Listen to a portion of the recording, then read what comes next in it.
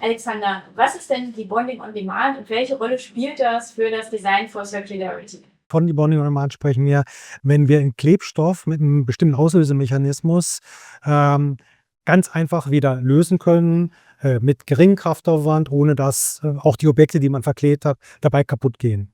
Das kann man natürlich super für Reparatur und Recycling-Anwendungen nutzen.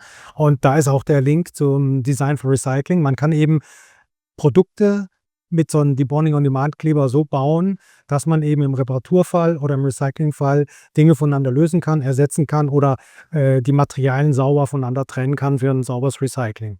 Jetzt habt ihr ja in einem Entwicklungsprojekt eine Lösung entwickelt. Wie funktioniert die denn? Ja, wir arbeiten an verschiedenen Technologien. Hier in diesem Beispiel, wo wir auch den Demonstrator haben, sprechen wir von sogenannten Polyurethan-basierten Klebstoffen, für die man das einsetzen kann. Da ist es so, dass wir eine Komponente in diesen Klebstoffen ersetzt haben, so dass wieder lösbare Verknüpfungspunkte entstehen. 'N Klebstoff in dem Fall funktioniert so, man gibt 2 Flüssigkeiten zusammen, die reagieren, es bildet sich 'n Netzwerk.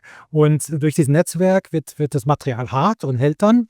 Und wir haben jetzt diese Verknüpfungspunkte so designt, dass die bei Temperatur, wenn man 'n bestimmten Temperaturlevel erreicht, sich auflösen. Dadurch löst sich das Netzwerk auf und die Kraft des Klebers wird verringert und die Klebung versagt. Ist so 'n bisschen wie bei 'nem Strickpulli. Wenn man anfängt, einzelne Maschen aufzulösen, dann fällt das Netzwerk auch eigentlich irgendwann auseinander.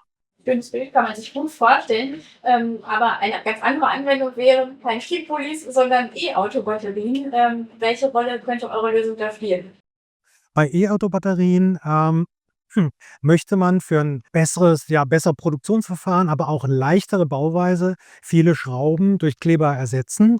Aber auch hier für den Reparatur oder Recyclingfall müssten dann diese Kleber wieder lösbar sein, weil man sonst, wenn es fest verklebt ist, einfach nicht mehr an die Materialien rankommt. Also beispielsweise Deckel von so 'nem Batteriemodul, dass man den eben nicht mit ganz vielen Schrauben verschraubt, sondern sauber verklebt. Das ist dann auch dicht und dann im Reparaturfall über einen Trigger, Temperatur oder 'n anderen Trigger dann wieder lösen kann. Das Gleiche gilt dann, wenn man diese ganzen Module in die Karosserie einbringen möchte, dass man am End of Life das Modul selektiv rausnehmen kann, um dann die wertvollen Batteriematerialien auch hochwertig wieder recyceln kann.